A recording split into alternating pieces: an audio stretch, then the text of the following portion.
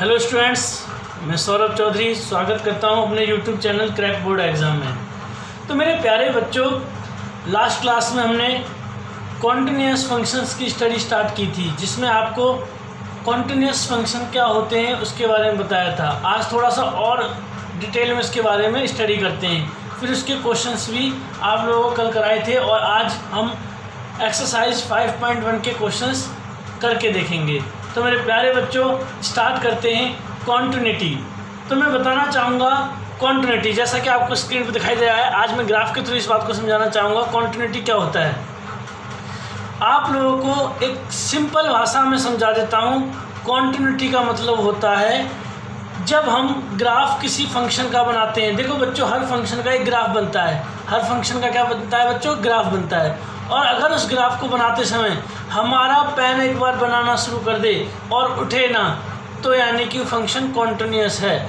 जैसे कि हमने जे कर्व बनाया, जे कर्व जो ये मैंने आप लोगों को दिखाई दे रहा है स्क्रीन पर, जे कर्व, इस कर्व का मतलब होता है, ज़्यादातर बिजनेस मॉडल्स में यूज़ किया जाता है जे कर्व। बिजनेस को ग्रो कराने के लिए इकोनॉमिक्स के अंदर इसकी स्टडी की जाती है। तो जो जे कर्व होता है उसको स्टार्ट करते हैं तो उसको हम कंटिन्यूसली बना सकते हैं बिना पेन उठाए। तो इस टाइप के ग्राफ क्या होते हैं? कॉन्टिन्यूस ग्राफ होते हैं। अब मैंने क्या किया, एक ग्राफ बनाया इस तरीके से। ये ग्राफ भी क्या है? कॉन्टिन्यूस। बिना पेन उठाए हम इन ग्राफ को ड्रॉ कर सकते हैं। अब क्या है कि हमने एक ग्राफ बनाया ऐसे, फिर ऐसे, फिर ऐसे एक ग्राफ बनाया। तो इस टाइप के ग्राफ क्या होते हैं? डिसकॉन्टिन्यूस होते हैं। डिसकॉन्टिन्यूस होते हैं बच्चों, इनको कॉन्टिन्यूस नहीं कहते। अब दूसरी भाषा में बताता हूँ आपको इन बातों के बारे में। मैंने आपको डिटेल में बता दिया था कि लेफ़्ट हैंड लिमिट को हम चेक करते हैं। लेफ़्ट साइड में अगर h को माइनस कर देते हैं तो लेफ़्ट साइड में चले जाते हैं बच्चों, और किसी वैल्यू में h जोड़ देते हैं तो हम राइट साइड लिमिट को यूज़ करते हैं और एग्जैक्ट उस पॉइंट पर लिमिट निकालते हैं। और तीनों चीज़ अगर इक्वल आ जाए बच्चों तो वो हमारा कॉन्टिन्यूस फंक्शन कहलाता है। और मैं बताना चाहूँगा एवरी कांस्टेंट फंक्शन, मेरे प्यारे बच्चों, every constant function is continuous function. क्या बोला मैंने? सभी कांस्टेंट फंक्शन हमारे क्या होते हैं बच्चों? कॉन्टिन्यूस फंक्शन होते हैं। सभी कांस्टेंट फंक्शन कॉन्टिन्यूस फंक्शन होते हैं। क्यों होते हैं? जैसे मैंने x=2 का ग्राफ बनाया, तो अगर 2 का ग्राफ बनाऊंगा कुछ इस प्रकार का ग्राफ होगा। इस लाइन पर हम कितना भी ऊपर एक्सटेंड कर दें, कितना भी नीचे एक्सटेंड कर दें, बिना पेन उठाए हम कर सकते हैं। तो सभी कांस्टेंट के ग्राफ जो होते हैं बिना पेन उठाए उसके ग्राफ ड्रॉ कर सकते हैं, इसलिए वो क्या है? कांस्टेंट फंक्शन है। और मैं बताना चाहूँगा बच्चों ट्रिग्नोमेट्रिक फंक्शन के अंदर, ट्रिग्नोमेट्रिक फंक्शन के अंदर साइन एक्स का ग्राफ जो होता है उसको हम इस प्रकार ड्रॉ करते हैं, बिना पेन उठाए हम उसको ड्रॉ कर सकते हैं। That's why sine x is continuous function. Sine x क्या है बच्चों? कॉन्टिन्यूस फंक्शन है। इसी प्रकार कॉस एक्स का आप ग्राफ देख सकते हैं, कुछ इस प्रकार कॉस एक्स का ग्राफ हम बनाते हैं। इसको भी हम कॉन्टिन्यूस बना सकते हैं विदाउट पेन उठाए। तो हम इसको भी कह सकते हैं cos x is continuous function. तो बच्चों आपको ये बात समझ आ गई होगी। अब मैं आपको इसके बारे में एक चीज़ और बताऊंगा। जब ये साइन और कॉस एक्स हमारे कॉन्टिन्यूस फंक्शन होते हैं तो अगर इनका एडिशन कर दें, sine x plus cos x भी क्या होंगे? कॉन्टिन्यूस फंक्शन होंगे। Sine x minus cos x भी क्या होंगे? कॉन्टिन्यूस फंक्शन होंगे। तो इनको हम इस तरीके से कॉन्टिन्यूस फंक्शन कह सकते हैं बच्चों। और इनका मल्टीप्लिकेशन भी क्या होगा बच्चों? कॉन्टिन्यूस फंक्शन होगा। ओके बच्चों, मगर बात आती है अगर इनको डिवाइड में लिखते हैं sine x upon cos x, क्या ये कॉन्टिन्यूस होगा? नो, ये कॉन्टिन्यूस होगा बच्चों, मगर किसी एक पॉइंट पर ये कॉन्टिन्यूस नहीं होगा। This is continuous function, but एक ऐसा पॉइंट जहाँ पर कॉस की वैल्यू क्या हो, जहाँ पर cos x not equal to 0 हो, कॉस 0 नहीं होना चाहिए, then we can say it is continuous. हम कह सकते हैं जब अगर cos x not equal to 0 है तो हम कह सकते हैं ये फंक्शन भी कॉन्टिन्यूस होगा। यानी कि प्रॉपर वे में किसी भी पॉइंट पर साइन और कॉस एक्स क्या होंगे? कॉन्टिन्यूस होंगे। किसी भी रियल नंबर पॉइंट पर साइन और कॉस एक्स क्या होंगे बच्चों? कॉन्टिन्यूस होंगे। और tan x कॉन्टिन्यूस नहीं होगा। हर एक वैल्यू पर जिनकी वैल्यू अपॉन में 0 रिप्रेजेंट होगी वो कॉन्टिन्यूस नहीं कहलाएंगे उन पॉइंटों पर, पर्टिकुलर पॉइंट्स पर। और जिन पर नहीं जीरो होगी अपॉन की वैल्यू तो कॉन्टिन्यूस होंगे। आई होप आपको ये समझ आ गया होगा। अब आगे बढ़ते हैं बच्चों। आप देख पा रहे हैं NCERT एक्सरसाइज 5.1 मैंने यहाँ पर क्वेश्चन सॉल्व किए हुए हैं। आपका समय ख़राब ना हो और मेरे को लिखना ना पड़े तो मैं पहले से ही क्वेश्चन सॉल्व करके लिखे हुए हैं, जिससे आपको इजीली मैं एक्सप्लेन कर पाऊँगा। तो बच्चों f(x) = 5x - 3 NCERT 5.1 एक्सरसाइज का पहला क्वेश्चन है, जिसमें बोला हुआ है f(x) हमें 5x - 3 दिया हुआ है और पूछा गया है कि कॉन्टिन्यूस होगा या नहीं होगा। तो हम सिंपल कोई भी पॉइंट अपनी मर्जी से ले सकते हैं। 1 2 3 मैंने 0 ले लिया तो 0 पर चेक करते हैं इसको। तो 0 पर चेक करेंगे, limit x tends to 0 f(x) क्या है बच्चों, अगले स्टेप में = limit x tends to 0 f(x) की जगह पर रख दिया 5x - 3, जहाँ पर हम x की जगह पर 0 डाल सकते हैं। तो 5 0 - 3 यानी कि -3, और -3 क्या है बच्चों, कांस्टेंट फंक्शन है, यानी कांस्टेंट वैल्यू है। तो ये it is a constant function, ये कांस्टेंट फंक्शन हो गया, इसका कांस्टेंट रिजल्ट आया है, hence it is continuous function. ये कॉन्टिन्यूस होगा, ये फंक्शन हमारा क्या होगा बच्चों, कॉन्टिन्यूस होगा। आई होप आपको समझ आया होगा। क्वेश्चन नंबर 2 भी इसी प्रकार से है, आप उसे करके देख सकते हैं और इस क्वेश्चन को दोबारा से आप ट्राई कीजिए। उसके बाद क्वेश्चन नंबर 3 पर आते हैं बच्चों। क्वेश्चन नंबर 3 में बोला है examine the following function for continuity, यानी कि हमें फंक्शंस दिए हुए हैं, कॉन्टिन्यूटी चेक करनी है हमें। उसमें बहुत इजी है बच्चों, जैसे हमें दिया हुआ है f(x) = x - 5, f(x) = x - 5। तो मेरे प्यारे बच्चों, हम अपनी मर्जी से कोई भी पॉइंट ले सकते हैं। तो हम एक C पॉइंट लेते हैं, कोई भी कांस्टेंट, C यहाँ पर रिप्रेजेंट कर रहा है किसी भी कांस्टेंट वैल्यू को। तो हमने C लिया बच्चों, limit x tends to C है और फंक्शन में डाल देंगे C, तो C - 5 हो जाएगा, और C - 5 एक कांस्टेंट वैल्यू होती है बच्चों।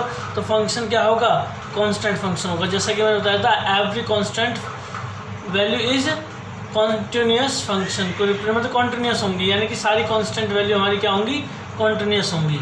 ओके बच्चों, नेक्स्ट f(x) = 1/x - 5 है और x नहीं होगा 5 के बराबर। यहाँ पर ये बात दी हुई है, इसका सीधा रिप्रेजेंटेशन ये आ रहा है कि अगर इसमें 5 हम डालते हैं तो अपॉन में क्या आ जाएगा बच्चों, 5 - 5 अपॉन में 0 आ जाएगा। तो ये क्या होता है बच्चों, नॉट डिफाइंड।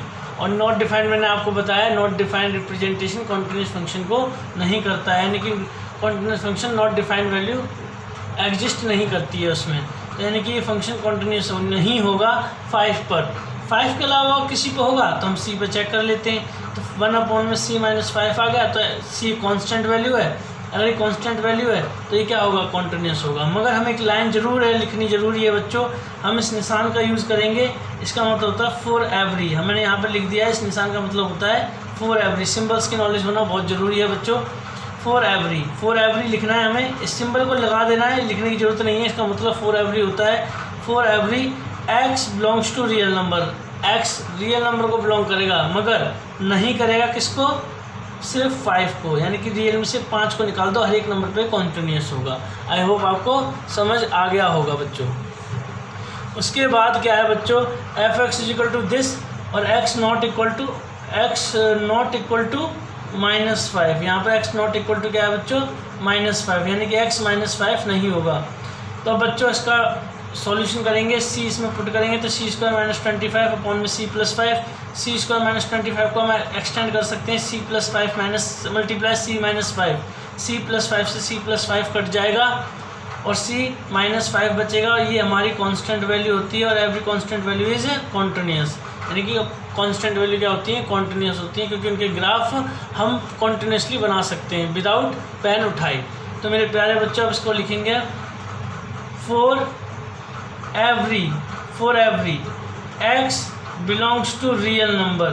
बस उसमें से हमें -5 को हटा देना है, यानी कि -5 को छोड़कर सभी रियल नंबर पर फंक्शन हमारा क्या होगा, कॉन्टिन्यूस होगा। आई होप आपको समझ आ गया होगा। तो आगे बढ़ते हैं बच्चों, क्वेश्चन नंबर 4 की तरफ बढ़ते हैं। क्वेश्चन नंबर 4 बहुत इंपॉर्टेंट है बच्चों। क्वेश्चन नंबर 4 बहुत इंपॉर्टेंट है और काफ़ी बार एग्जाम में आया भी हुआ है। क्या क्वेश्चन है, prove that the function f(x) = x⁴n is continuous at x = n where n is positive integer. n क्या है बच्चों, पॉजिटिव इंटीजर है। तो हम सॉल्यूशन में पहले ये लिखेंगे x क्या है बच्चों, एक पॉजिटिव इंटीजर है, x बराबर n है, पॉजिटिव इंटीजर। ओके बच्चों, f(x) हमें दिया हुआ है x की पावर n। अब limit x tends to n f(x), अब limit x tends to n f(x) क्या है बच्चों हमारा x की पावर n, तो हमने x की पावर n रख दिया। अब x की जगह पर हमें क्या यूज़ करना है, n यूज़ करना है, तो x की जगह पर n यूज़ किया तो n की पावर क्या हो जाएगी बच्चों, n हो जाएगी। और हम लिख सकते हैं इट इज़ कॉन्टिन्यूस, क्योंकि n की पावर n इज़ कांस्टेंट, ये कांस्टेंट वैल्यू है और every constant value is continuous. तो बच्चों n की पावर n कॉन्टिन्यूस था, इसलिए क्या हो गया, कॉन्टिन्यूस। हम लिख सकते हैं we know that every constant function is continuous, यानी कि सारे कांस्टेंट फंक्शन क्या होते हैं, हमारे कॉन्टिन्यूस होते हैं। ओके बच्चों, next question number 5। Question number 5 आपकी स्क्रीन पर दिखाई दे रहा है, आपको एनसीईआरटी बुक हो, और it is very important question है बच्चों, इसको ध्यान से समझें, आपके बारीकियाँ से कंसेप्ट क्लियर होंगे।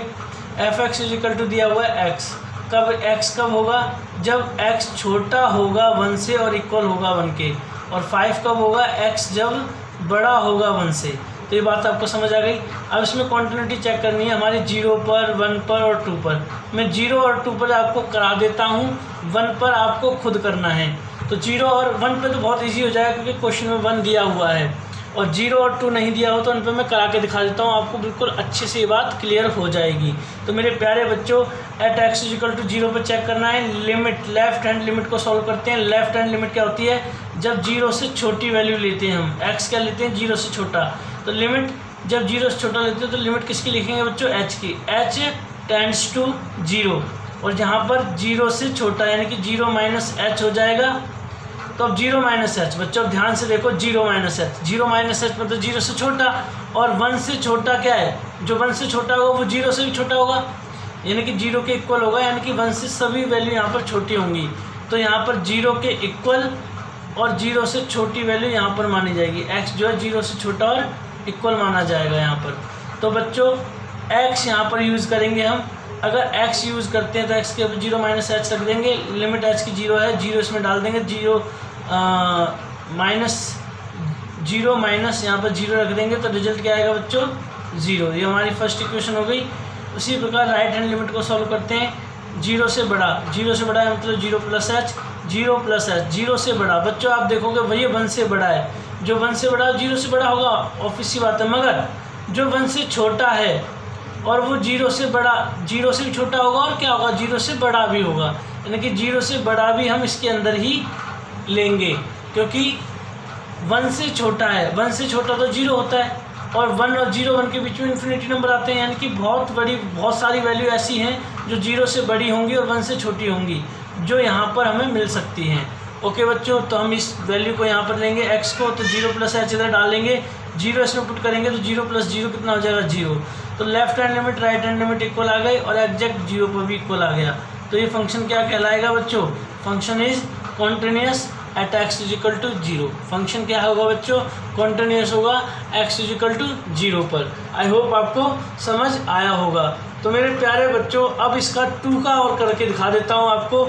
2 से बहुत इजी है, 2 से भी देखो किस तरीके से। अब हम चेक करते हैं 2 पर।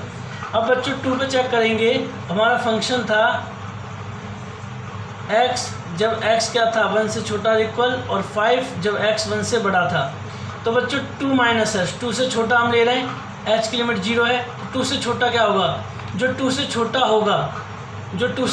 होगा वो 1 के इक्वल भी हो सकता है, उसमें 1 के इक्वल वाली वैल्यू आएगी, यानी कि 1 के इक्वल वाली वैल्यू हम उसमें ले सकते हैं। 2 से छोटा 1 होता है और 1 इसके अंदर आ रहा है 1 के इक्वल, तो यानी कि x हम लेंगे, x की जगह पर 2 - h रखेंगे, h की वैल्यू 0 रखेंगे, तो 2 - 0 क्या होता है बच्चों, 2। ओके बच्चों, इसी प्रकार 2 से बड़ा और 2 से बड़ा, यानी कि 2 से बड़ा x कब होगा, 2 से बड़ा x होगा उसमें 3, 4, 5, यानी कि 1 से जो बड़ी वैल्यू होगी उसमें 2 आता है, यानी कि 2 के इक्वल, और उससे बड़ी वैल्यू जो है वो इसके अंदर आ जाएंगी। तो इसके अंदर क्या रिजल्ट आ रहा है बच्चों, 5, यानी कि इसका आंसर सीधा हम लिख सकते हैं 5। देन लेफ्ट हैंड लिमिट और right hand limit not equal हैं, then function is discontinuous. Function क्या होगा, डिसकॉन्टिन्यूस होगा एट x = 2 पर। आई होप आपको समझ आया होगा। आप लोगों का होमवर्क है क्वेश्चन नंबर 1 से लेके क्वेश्चन नंबर 16 तक क्वेश्चन नंबर 16 तक आप एक्सरसाइज 5.1 को कंप्लीट करें। उसके बाद के क्वेश्चंस मैं आप लोगों को कल की क्लास में कंटिन्यू करा दूंगा। स्वस्थ रहें, प्रसन्न रहें। धन्यवाद।